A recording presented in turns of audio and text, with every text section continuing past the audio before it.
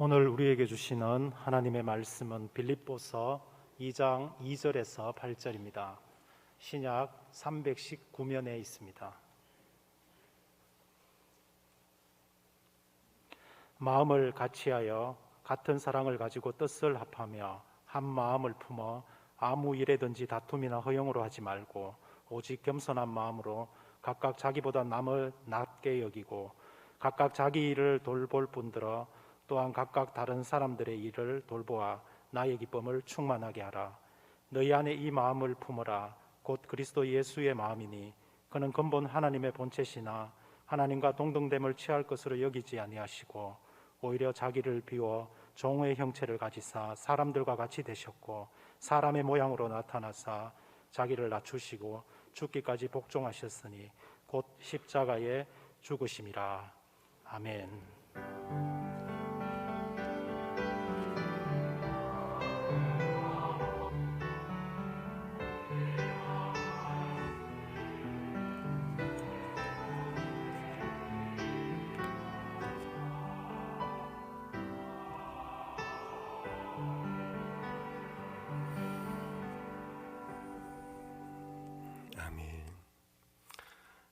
제가 다 보지는 못했지만 오징어 게임이라는 드라마 영화입니까?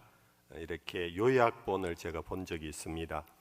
이것이 우리나라에만 충격적인 드라마가 아니라 세계의 주목을 받고 어떤 나라에서 이것을 패러디해서 자기 나라화해서 새롭게 그렇게 작품을 만들기까지 했다고 합니다.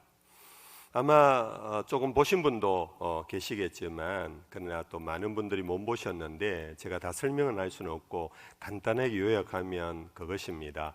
우리 어릴 적부터 놀이 문화 속에 무궁화 꽃이 피었습니다. 뭐 사다리 가생, 십자가생 뭐 이런 거 있잖아요. 이제 이런 것들에 이제 놀이를 통해서 살아남는 최후의 한 사람을 만들어내는 이제 그런 이 영상이라고 합니다. 정말 치열한 경쟁 속에 내가 살아남기 위하여 발부동을 치는 중에 내 친구가 내 이웃이 막 죽어가는데도 불구하고 결국은 외면한 채 질주하는 이제 그런 영상물입니다. 이게 왜 오늘 많은 사람들에게 주목을 받고 각광을 받느냐 하면은 오늘 우리가 살아가는 이 세상이 그러하기 때문에 공감을 느끼면서 주목하고 있다 할 것입니다. 이러한 오늘 세태 속에서 우리 대림절 셋째 주간을 맞이하면서 오늘 설교의 제목이 겸손한 사람이라, 참 맞지 않는, 어울리지 않는 오늘 설교입니다. 어찌 보면은 뭔가 모르게 위선적이고 공허한 설교가 될지도 모르겠다 하는 부담을 갖고 여러분들 앞에 이 말씀을 나누려고 합니다. 왜 그런가 하면은 우리 예수님께서 겸손한 사람이셨고 그러면서 나는 겸손하니 너희는 내게 와서 배우라 명령하셨기 때문입니다. 우리 본문을 읽어보겠습니다. 마태복음 제11장 28절부터 30절까지입니다. 같이 읽어보십시다. 수고하고 무거운 짐진 자들아 다 내게로 오라. 내가 너희를 쉬게 하리라. 나는 마음이 온유하고 겸손하니 나의 멍에를 메고 내게 배우라. 그리하면 너희 마음이 쉼을 얻으리니 이는 내 멍에는 쉽고 내 짐은 가벼움이라 하시니라.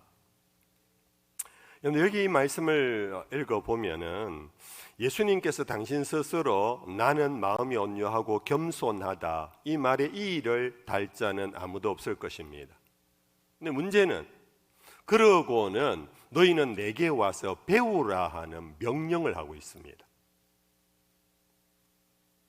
우리는 십계명을 너무나 잘 알고 있고 십계명을 다 지키고 있습니다. 그렇죠? 여호와 위에 다른 신을 내게 두지 말라 철저하게 지킵니다. 이 세상에 어떤 형상이든지 그 앞에 엎드려 절하지 말라. 집에서 쫓겨나는 한이 있더라도 가문에서 호적이 파여지는 일이 있더라도 조상제사에 참여하지 않는 많은 사람들 때문에 한국교회가 오늘 이와 같이 뭉쳐지게 되었습니다.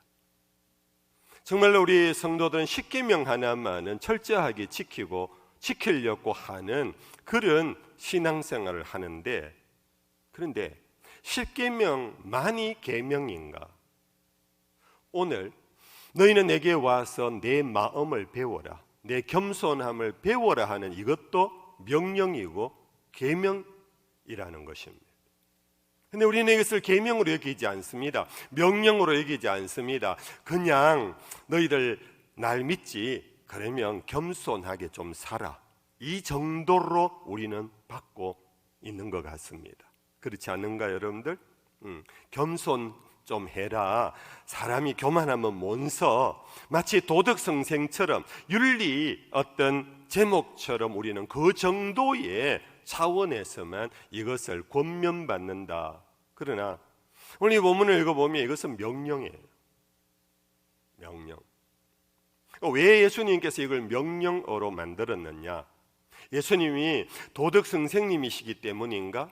기독교 교회는 겸손한 문화를 만들려고 하는 문화 창달자이기 때문인가? 근데요, 내게 와서 배우라 하는 사람을 먼저 특정하고 있는 것에 주목해야 됩니다. 그것이 바로 수고하고 무거운 짐진 자들아 다 내게로 오라, 내가 너희를 쉬게 하리라.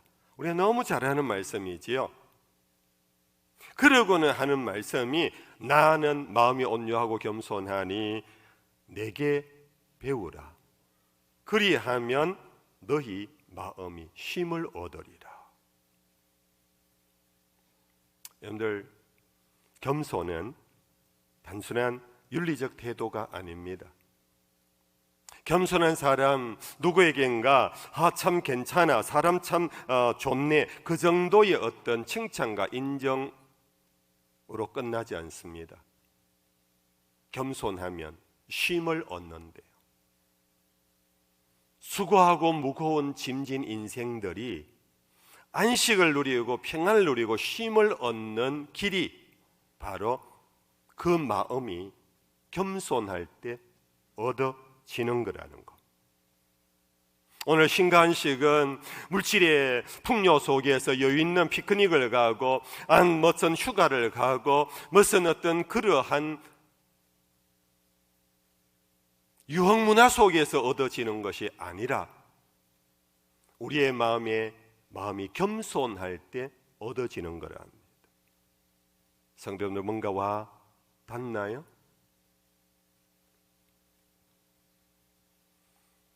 예수님께서 예루살렘 성에 마지막 들어가던 사건을 여러분들 기억하시나요? 이른바 종려주일이라는 그 종려 나무 가지의 환영을 받으며 예수님께서 예루살렘 성에 들어가셨어요. 예수님의 소문을 듣고는 예루살렘 성민들이 벌써 마음이 흥분되기 시작했습니다. 그들의 메시아가 들어온다고 생각하면서 만반의 준비를 갖추었습니다. 예수님께서 이를 아시고는 제자들에게 들어가자. 그런데 너희는 가서 어디에 가면은 사람이 타보지 못한 나귀 새끼가 한 마리 있는데 그 메인 것을 풀어서 내게 가져와라. 내가 그 나귀를 타고 들어가겠다. 이건 참 이상한 이야기예요. 우리는 이미 익숙한 스토리지만은 사실을 한번 가만 생각하면 이상한 이야기예요. 예루살렘 성민들이 만반의 준비, 환영 준비가 다 끝났어요. 요즘으로 말하면 박수부대가 쫙 도열되어 있어요. 꽃을 흔들 사람들이 마치 평양 시민들, 김정은이가 가면은 쫙 흔들 그러한 모습으로 다 도열되어 있어요. 여러분들, 그 길을 들어가는 사람은 의기양양하게 군마를 타고 아니면 왕의 여러분들 가마를 타고 들어가야 하지 않습니까? 그런데 왜 예수님께서는 나귀 새끼를 타고 들어가려고 했을까요? 그 모습을 마태복음 제 20장에서는 21장에서는 이렇게 서술하고 있습니다. 같이 한번 읽어보겠습니다. 시온딸에 이르기를 내 왕이 내게 임하나니 그는 겸손하여 나귀 곧 명예 매는 짐승의 새끼를 탔도다 하라 하였느니라. 이 사건을 그는 겸손하여 낙이 곧 멍에 매는 짐승의 새끼를 탓도다 하라. 예수님은 이미 알고 계셨습니다. 이제 이 길은 잠시의 환영이 있고 잠시의 환호가 있을 뿐, 예루살렘 성은 당신의 마지막 길이라는 것을 아셨습니다. 들어가면 곧바로 사람들로부터 배척을 받기 시작할 것이고, 사람들로부터 조롱을 받기 시작할 것이며 침뱉음을 받을 것이고, 결국은 고난의 길, 십자가의 길을 가실 죽음의 길임을 예수님은 아셨습니다. 여러분들, 그 누군가가 이와 같이 환호부대와 박수부대와 대환영 만찬의 준비가 되어 있을 때에 여러분들 군마를 타고 들어갈 수 있다 해도 그 길이 죽음의 길이라는 걸 안다면 그가 큰 군마에 앉아서 의기양양할 수 있을까요? 그는 높은 군마를 타고 있어도 불안하기 짝이 없을 겁니다. 초조한 표정을 짓고 있을 것입니다. 그는 근심과 염려에 사로잡혀 가지고 고개를 제대로 들지 못한 채 들어갈 것입니다. 무거운 짐을 진 죽음의 관을 짊어지고 들어갑니다. 그러나 예수님은 그것을 아셨기에 군마를 타지 않았습니다. 아무도 타지 않은 낙이라는 것은 아주 약한 존재를 의미하고, 그것은 은유적으로 결국 겸손하셔서, 그는 겸손하여 낙이 곧 멍에 매는 짐승의 새끼를 탓도다고 서술한 것은, 예수님은 결국은 겸손이란 받아들임입니다. 죽음을 받아들이는 것입니다. 이것은 당신의 갈 길임을 아셨습니다. 아버지가 자기를 보낸 길임을 아셨습니다. 결국 이제 내 때가 왔다라는 것을 받아들이셨습니다. 겸손은 받아들임입니다. 그 받아들임으로 인하여서 오히려 예수님은 그 환호에 매도당하지 않았습니다. 그 환호에 속지 않았습니다. 그렇다고 해서 죽음 곧 있을 그 앞에서 예수님은 초조하고 불안한 모습으로 들어가지 않았습니다. 오히려 세상이 주지 않는, 세상이 주지 못하는 환호를 예수님은 들으시면서 그는 당당하게 예루살렘 성으로 들어가셨던 것입니다. 여러분들, 수고하고 무거운 짐진 자들을 부르신 예수님은 내가 너희의 짐을 벗겨주겠다, 내가 너희 숙제를 해결해 주겠다, 풀어주겠다 하지 아니하시고 그 무거운 짐을 진 인생을 초청하시면서 내게 배워라. 내 마음은 온유하고 겸손하니 너희는 내게 와서 배우라. 너희 마음이 겸손해지면 그 모든 무거운 짐들이 벗겨질 것이다. 쉼을 얻을 수 있을 것이다. 뭔가 와닿고 이해가 되시면 아멘. 고래로부터 기독교회도 수도 생활의 전통이 있습니다. 중세교회가 흔히 말하는 어두움에 빠졌을 때, 진리와 복음, 성경을 덮고 교회 전통 속에 빠져버렸을 때에 그 어두움에서 한 줄기 빛으로 교회를 지킨 것이 바로 수도원이었고, 수도자들의 영성의 향기라고 교회사가들은 평가하고 있습니다. 오늘 수도자들의 세 가지 특징이 있습니다. 하나는 순결입니다. 하나는 청빈입니다. 하나는 순명입니다.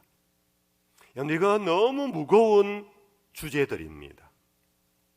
평생을 순결하게, 청빈하게, 하나님 말씀이며 무조건 순종하는 순명의 삶을 산다라는 것은, 이거는 정말 세상에서 가장 어려운 길입니다. 그런데 수도성들에게 가르치는 것이 있었습니다. 이 세 가지 덕행에 들어갈 문이 하나 있다고 가르쳤습니다. 그것은 곧 겸손의 문이었다고 합니다. 네가 겸손하면은 끝까지 청빈을 지켜낼 수 있다. 네가 겸손하면 순결을 지켜낼 수 있다. 네가 겸손하면은 순명의 삶을 살 수 있다고 가르쳤다는 겁니다. 여러분들, 어거스틴이라는 교부를 아실 것입니다. 아우구스티누스라고도 불리워집니다. 그분이 제자들에게 질문을 받고 답한 겁니다. 그리스도인의 제1 덕행이 뭡니까? 첫째도 겸손입니다. 둘째도 겸손입니다. 셋째도 겸손이라고 가르쳤다고 그럽니다. 그러면서 어거스틴은 하는 말이 왜 그리스도인들에게 겸손이 중요하냐 하면은 출가해서 수도하는 수도자들의 그 덕행을 겸손이 없으면 아무리 산중에 들어가도 못 이룬다.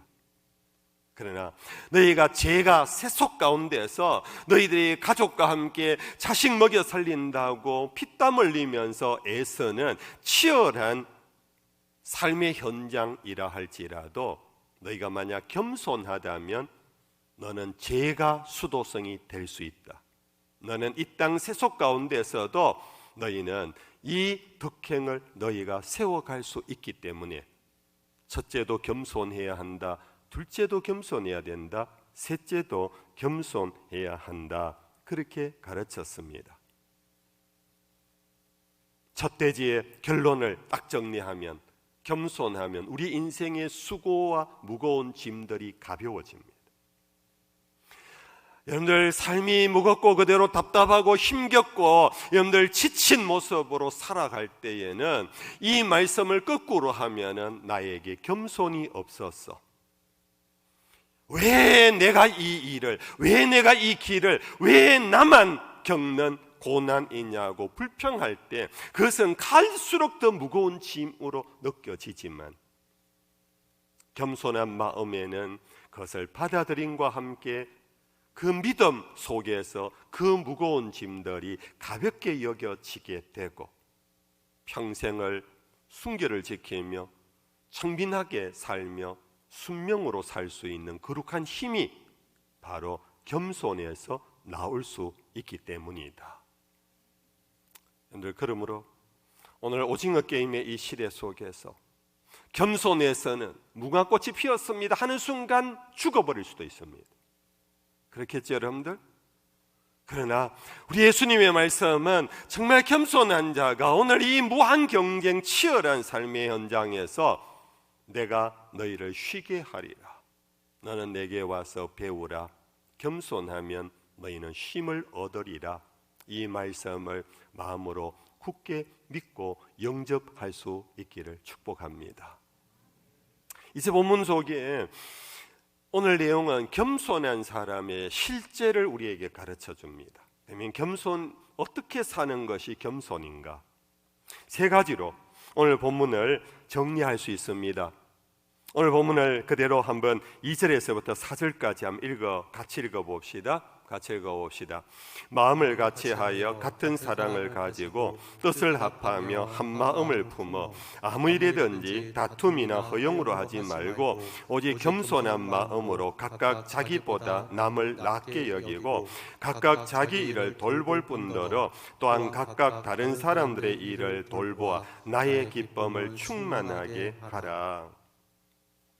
여러분들, 첫 번째는 겸손한 사람은 마음을 같이 할 줄 아는 사람, 뜻을 합할 줄 아는 사람입니다. 물론 우리는 저마다 다 다릅니다. 오늘 산부 예배에 오신 분이 합하에 한 600여 명이 된다고 합시다. 600여 명 가운데 똑같은 사람 둘도 없습니다. 이 시간에 여러분들 예배를 드리지만 여러분들 머릿속에 지금 생각도 600가지 생각을 하고 있을 것입니다. 그것은 하나님의 은총이라고 여깁니다. 하나님은 오늘 우리를 각기 다르게 지으셨습니다. 이유는 하나님의 세계의 풍성함을 위한 것입니다. 한번 생각해 보십시오. 세상을 지은 하나님께서요, 세상 어느 하나 같게 지은 것이 있나요? 자연 속에서도 꽃이 아무리 이쁘다, 장미꽃이 아무리 이쁘다고 해서 세상 전부 장미꽃밭으로 만드셨나요? 만약 그렇다면 우리 강당 꽃꽂이 할 때 꽃꽂이 할 마음이 없을 겁니다. 똑같은 장미꽃뿐이라면 여기에 왜 장미꽃을 꽂겠습니까? 우리는 각각 개성이 다르다 흔히 말합니다. 각각 여러분들의 성격이 다르다고 합니다. 여러분의 삶의 자리가 다릅니다. 배경이 다릅니다. 여러분들 각기 다름은 긍정적으로 보면은 이 세상이 아름답고 이 세상이 어찌 보면 풍성한 삶을 살아갈 수 있도록 한 하나님의 은총입니다. 그러므로 여러분들 다름을 부끄러워하거나 다름을 죄악시할 필요가 없습니다. 그러나 단지 한 가지, 우리는 이 세상을 살면서 저마다의 길을 가지만 그래도 우리는 어떤 공동체든지 공동체에 속해 있습니다. 가장 기본은 가정 공동체, 좀 크면 여러분들 직장 공동체, 여러분들 여러 사교 모임 속에 구성원으로 들어가 있을 겁니다. 동창회도 있고 학모 모임도 있고 여러분들 같은 주민 회의도 있고, 특히 우리는 신앙 공동체를 이루고 삽니다. 그런데 이 공동체를 이루며 살 때 우리에게 요구되는 것이, 공동체는 공동체의 정체성이 있습니다. 공동체의 목적이 있습니다. 공동체의 계획이 있습니다. 그럴 때 서로가 다르더라도 공동체의 목적과 정체와 여러분들 그 계획과 방향을 위하여 마음을 같이 해주는 것, 이것이 바로 겸손의 실제입니다. 여러분들 가장 기초 공동체 가정을 두고 생각해 볼까요? 가정은 부부로 구성되어 있습니다. 여러분들 부부라는 이 남자와 여자가 얼마나 다릅니까? 화성과 금성에서 온 사람들 아닙니까? 그렇게 다른 두 사람이요, 나 당신하고 생각 달라, 그렇게 지팔 지어들고 살면 그게 가정이 되겠습니까? 여러분들, 결국은 부부의 사랑이란, 그래서 평화로운 가정, 행복한 가정이라는 것은 내가 다르지만은 우리의 가정의 공동선을 위하여 여러분들 마음을 같이 해주는 것, 뜻을 합하게 해주는 것, 그렇게 살아갈 때 가정이 건강하고 행복해지는 거 아니겠습니까? 나머지 공동체에 대해서도 똑같습니다. 여러분들, 우리가 이 가운데는 한 50대 이상 되신 사회 간부급들이 많을 것입니다. 여러분들 직장 생활하면서 간부급들이 하시는 말씀들, 회사 운영에 가장 어려운 게요, 부하 직원 다루는 게 갈수록 어렵대요. 과거에는 그래도 군대 문화가 우리 사회에 젖어 있어서 이 상급 하급자의 이 질서가 들어오면 얼마 안 있으면은 이게 세워지고 젖어든대요. 죄송합니다. 우리 더 젊으신 분들 용서하십시오. 근데 요즘 새로 신입 사원들은 우리 때보다 훨씬 탁월하대요. 아주 똑똑하고 많이 공부했고, 더구나 외국어 한두 개 이상은 상당히 탁월한 실력으로 하고 있대요. 그런데 골칫덩어리랍니다. 뭔가 하나가 돼주지를 않는데요, 마음을 합해주지를 않는데요. 그럴 때 여러분들 간부급의 사람은 자기가 부하 직원에 금평할 수 있는 만약 자격이 있을 때에, 권위가 있을 때 여러분들 누구에게 금평 성적을 좋게 주겠습니까? 좋은 명문대학 나왔다고?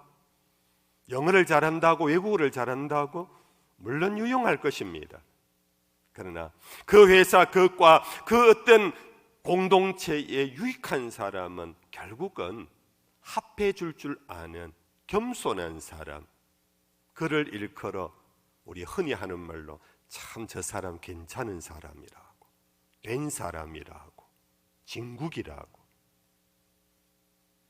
여러분들, 그러므로 겸손이란 단순한 여러분들 남에게 잘 보여주는 그런 어떤 태도로 끝나지 아니하고, 그로 인하여 자기에게 돌아오는 것은 뭐냐?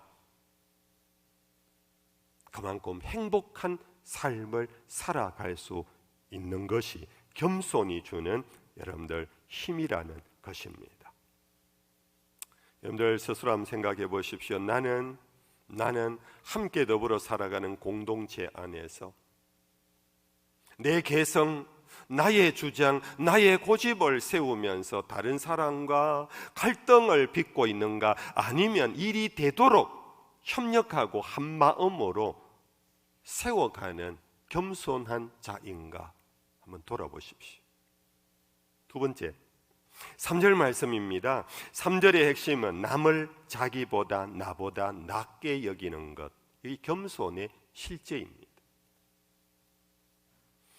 우리는 죄의 본성이 있어서요, 남을 나보다 낫게 여기지를 못해요.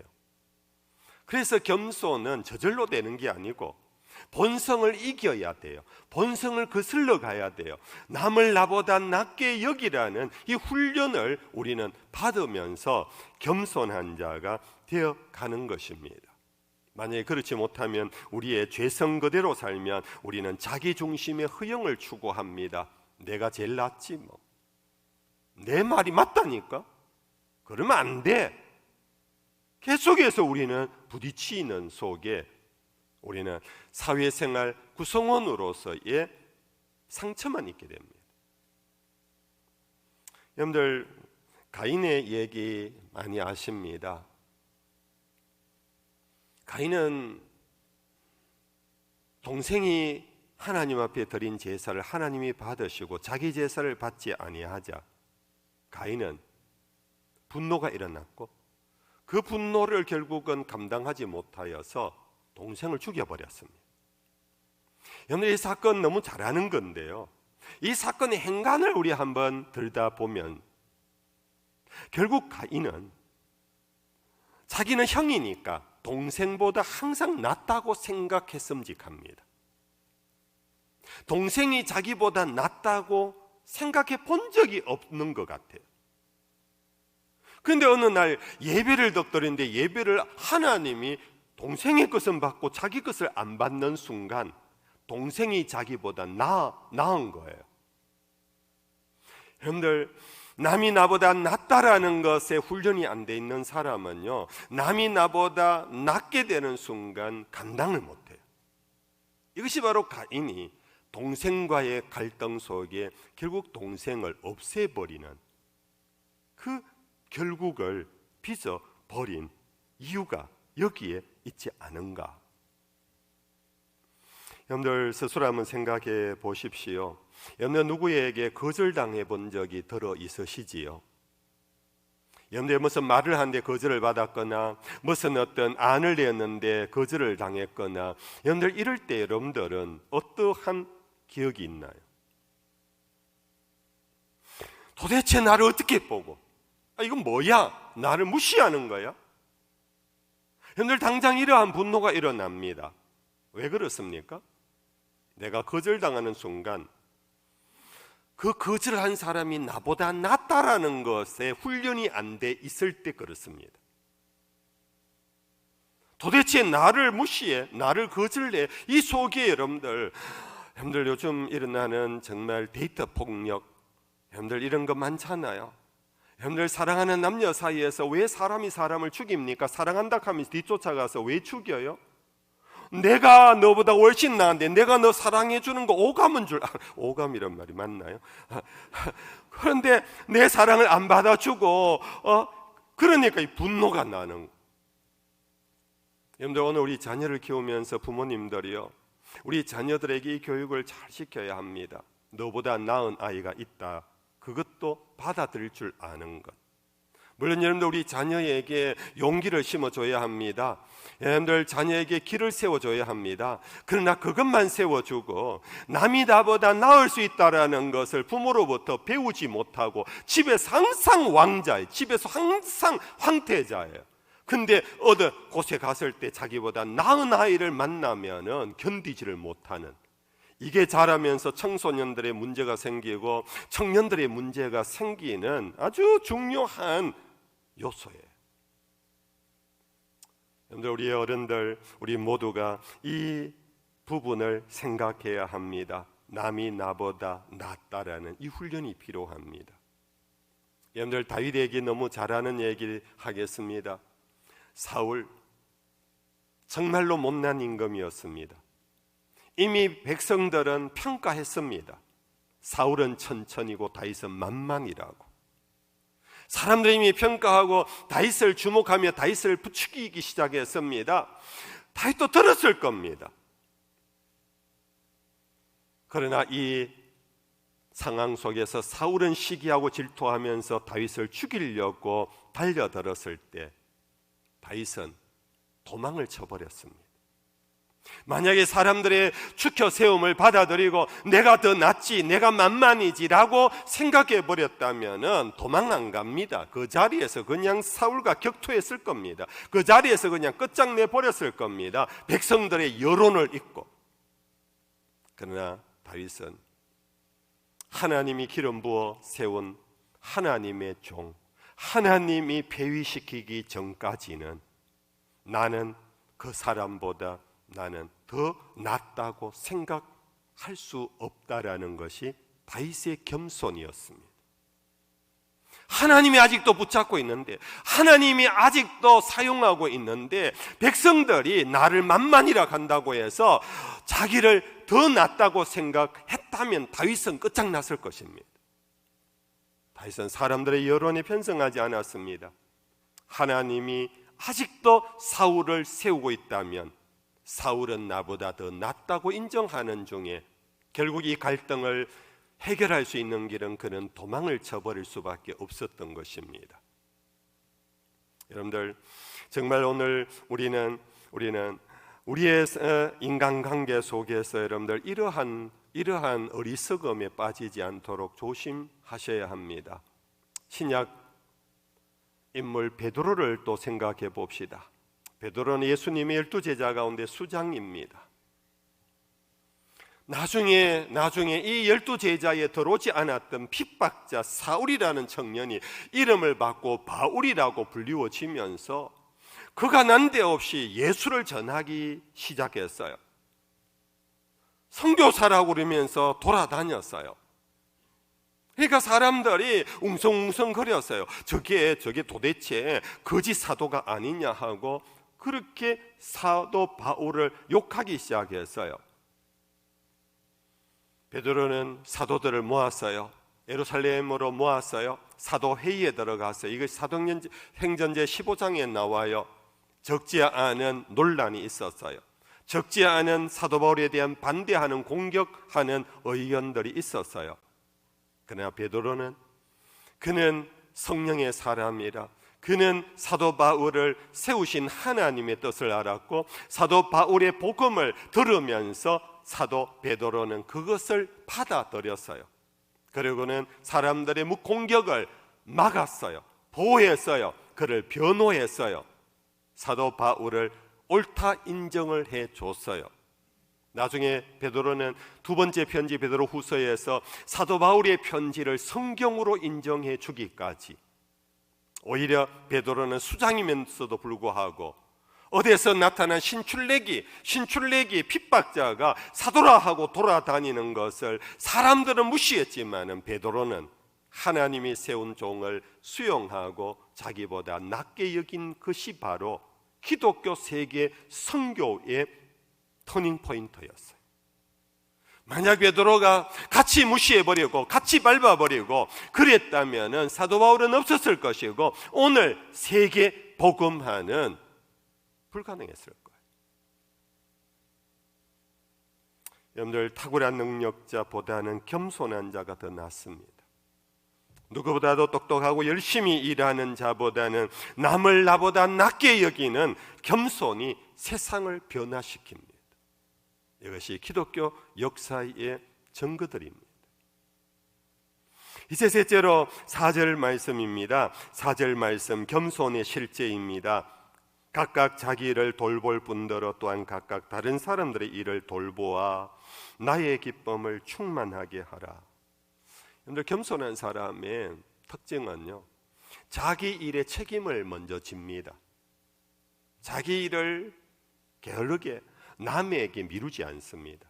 겸손한 자는 자기에게 있는 무거운 짐도 고난의 길도 받아들여 책임을 지는 것이 겸손한 사람입니다. 그러면서 동시에 오늘 본문의 내용은 다른 사람의 일까지 돌보는 사람이 겸손한 사람이라.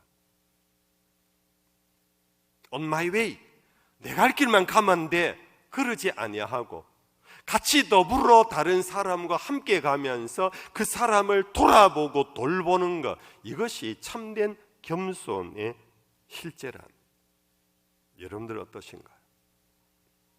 여러분들은 성실하시고 여러분들의 삶에서 부족함이 없을지 모르겠습니다.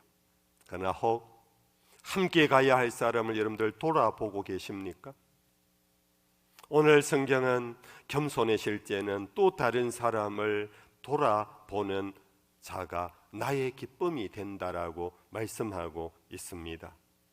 다윗 얘기 자주 하는데 하나만 더 들겠습니다. 저는 다윗이 왜 하나님 마음에 합한 사람이었을까에 저는 이것이 비밀이다, 저는 그렇게 생각하는 사건입니다. 여러분들, 다윗을 그렇게 죽이려고 했던 사울이 자기 아들 요나단과 함께 블레셋 전투에 참전했습니다. 결국 그 전쟁에서 두 사람은 전사하고 맙니다. 이 소식을 전해 들었던 다윗은 정말 통곡하면서 자기 아버지와 자기 형제가 죽은 것처럼 애가를 지어 부르는 것이 성경에 나오고 있습니다. 그리고는 나라를 지키기 위하여서 결국은 백성들의 추대를 받아 예루살렘의 임금이 됩니다. 그가 임금이 된 다음 신하에게 묻습니다. 나의 의형제와 같은 요나단, 그에게 자식이 있는 걸로 내가 알고 있는데 그 자식이 어떻게 되어 있나? 그 신하가 이제 보고를 합니다. 왕이시여, 요나단이 전장터에서 전사했다는 얘기를 전가를 받고는 유모가 요나단의 어린 아이를 지키려고 피난을 떠났는데 급하게 떠나다가 그 아들을 떨어뜨려 버렸습니다. 근데 다행하게 생명은 보존했는데 두 다리를 못 서고 있습니다. 다윗은 그 얘기를 듣고는 신하를 통해서 그 사람 아들의 이름은 머비보셋입니다. 머비보셋을 왕궁으로 데리고 오게 합니다. 그리고는 자기 상에 앉아서 왕의 상에 겸상을 하도록 그를 종신토록 내 상에서 함께 먹고 마시게 하라고. 여러분들 아시잖아요. 우리나라도 임금과 왕세자는 겸상 못합니다. 유교적인 윤리에서 부모, 아버지와 아들이 겸상 못합니다. 여러분들 고대 이스라엘도 마찬가지입니다. 그런데 다윗은 이 머비보셋을 자기 상에 앉혀서 평생 같이 먹도록 특혜를 줍니다. 그리고는 자기가 떠나고 난 다음 이 머비보셋에 대하여 뒤까지 보장하기 위하여 조사를 시킵니다. 그의 할아버지 사울 임금의 토지가 있었느냐? 네, 있습니다. 그러면 그 토지를 머비보셋에게 상속시켜 주라. 머비보셋은 이 다윗으로 인해서 할아버지 사울의 토지를, 왕의 밭을 얻고는 그는 평생을 안전하게 평안한 삶을 살 수 있는 보장을 받게 됩니다. 저는 이 사건 속에 하나님이 다윗이 당신 마음에 합했다 할 때 골리앗을 무너뜨린 사건 때문이 아니라 그가 수많은 전쟁에서 성전한 대장군이기 때문이 아니라 결국은 바로 끝장나 버린 몰락한 집안, 더 이상 신경 안 써도 되는 그 집안, 더구나 두 다리를 못 서는 이 장애자 머비보셋을 자기 몸과 같이 자기 혈육처럼 받아들인 이 사랑과 겸손, 이것이 곧 하나님의 마음과 통한 것이 아닐까. 성도 여러분들, 오늘 우리는 대림절을 맞이하고 예수님이 이 땅에 오신 성탄절을 마음에 준비하고 있습니다. 하나님이 우리에게 베푸신 사랑이 어찌 보면 다윗이 머비보셋에게 베푼 사랑과 같을지 모릅니다. 오늘 우리는 속담에 달면 삼키고 쓰면 뱉는다라는 얘기가 있습니다. 모든 인간관계가 이해관계로 얽혀져 있습니다. 나에게 도움이 되면 아이고 김 과장 최고야. 그러나 그가 나에게 설모가 없으면 그냥 끊어버리고, 이것이 우리의 일상 사회생활 속에서 나타나는 모습이라면 우리는 그리스도인답게 오히려 여러분들 이해관계 속에서 나에게 귀찮은 존재라도 겸손한 사람은 나뿐 아니라 다른 사람의 일을 돌아보면서 그를 보살펴 줄 아는 그런 사랑이 겸손의 극치라 할 수 있습니다. 오늘 예수님의 마음을 품으라고 뒷부분에 말씀합니다. 너희 안에 이 마음을 품으라고 그리스도 예수의 마음이니 그는 근본 하나님의 본체시나 그와 동등됨을 취할 것으로 여기지 아니하시고 자기를 비워 이것이 바로 예수의 마음입니다. 자기를 비워 종의 형체를 가져 사람의 모양과 같이 나타나셔서 죽기까지 복종하셨느니라. 성도 여러분들, 겸손은 자기를 비운 상태입니다. 거기에서 가능합니다. 오늘 우리는 내 안에 내가 너무 많아서, 가시나무라는 노랫말처럼, 여러분들 시간이 좀 같지만 제가 읊어보겠습니다. 내 속엔 내가 너무도 많아 당신의 쉴 곳 없네. 내 속엔 헛된 바램들로 당신의 편할 곳 없네. 내 속엔 내가 어쩔 수 없는 어둠, 당신의 쉴 자리를 뺏고, 내 속엔 내가 이길 수 없는 슬픔, 무성한 가시나무 숲 같네. 바람만 불면 그 메마른 가지 서로 부대끼며 울어대고, 쉴 곳을 찾아 지쳐 날아온 어린 새들도 가시에 찔려 날아가고, 내 속엔 내가 너무도 많아 당신의 쉴 곳 없네. 바람만 불면 외롭고 또 괴로워 슬픈 노래를 부르던 날이 많았는데, 오늘 우리의 불행은 어디에서 옵니까? 물질의 부족 때문입니까? 육신의 연약 때문입니까? 사회적 하류 때문입니까? 오늘 우리의 불행의 본질은 내 속에 내가 너무도 많아, 그것이 우리의 슬픔이 되고, 그로 인한 우리의 삶이 정말 메마른 황무지와 같이 되어 있는 것은 아닌가. 우리를 이번 성탄절에는 뭐 하나라도 좀 비워봅시다.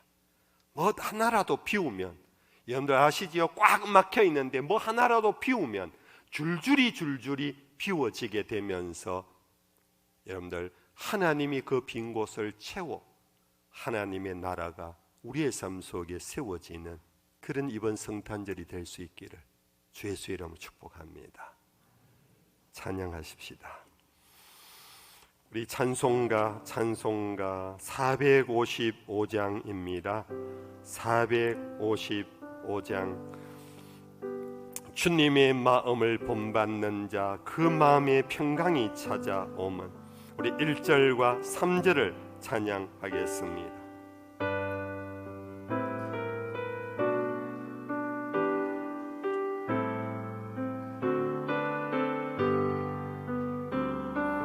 주님의 마음을 본받는 자 그 마음의 평강이 찾아오는, 험악한 세상을 이기니 하늘로부터 임함이로다. 주님의 마음 본받아 살면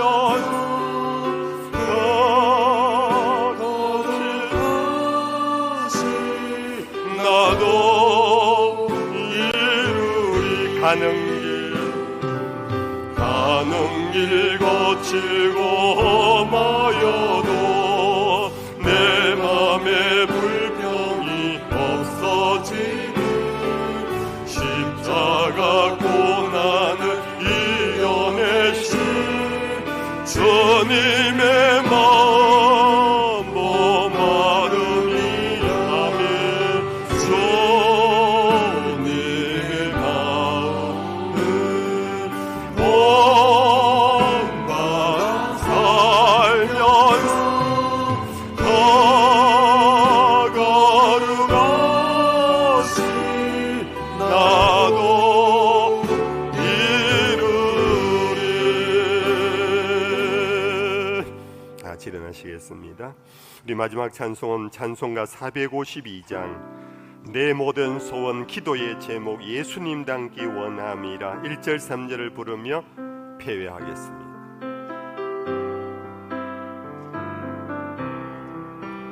내 모든 소원 기도의 제목 예수님 닮기 원함이라. 예수님 영상 나 있기 위해 세상에 모아 아끼자 예수님답게 내가 원하네. 날 구원하신 예수님을 내 마음속에 지금 거둬사 주님의 영상 인지소서. 겸손한 예수 거룩한 주님 원수의 멸시 참으시사 우리를 위해 고난을 받은 구주를 함께 없소서. 예수님과 함께 내가 원하네. 날 구원하신 예수님을 내 마음속에 지금 고도사 주님의 영상 인치소서. 기도하고 나갑시다. 말씀 속에 여러분들 기도의 제목을 찾고 겸손하신 예수님 닮기 원합니다. 겸손의 마음을 주옵소서. 기도하고 나갑시다. 하나님 아버지 감사합니다. 오늘도 말씀 안에서 우리를 다시 만나주시고 우리 속에 하나님 거짓되고 잘못되어 있는 것들을 하나님 구중하시고 주님의 말씀을 먹여주신 것 감사합니다. 너희는 내게 와서 배우라고 너희 안에 이 마음을 품으라고 하나님 아버지 너희는 마음을 같이하여 하나가 되라고 남을 나보다 낮게 여기라고 내 이웃을 돌아보라고 하나님 아름다운 겸손한 삶을 우리들이 살아갈 수 있도록 주님 인도해 주시옵소서. 여호와는 내게 복을 주시고 너를 지키시기를 원하며 여호와는 그 얼굴을 내게 비추사 은혜 베푸시기를 원하며 여호와는 그 얼굴을 내게로 향하여 드사 평강 주시기를 원하노라. 우리 예수님 크신 은혜와 우리 아빠 아버지 하나님 변치 않는 영원하신 사랑과 보혜사 성령의 위로 교통하심이 이 자리에는 모든 예배자들 저들의 삶의 범사 위에 함께 온라인으로 예배에 동참하고 있는 주의 자녀들 위에 항상 함께 하시기를 간절히 축원하옵나이다. 아멘.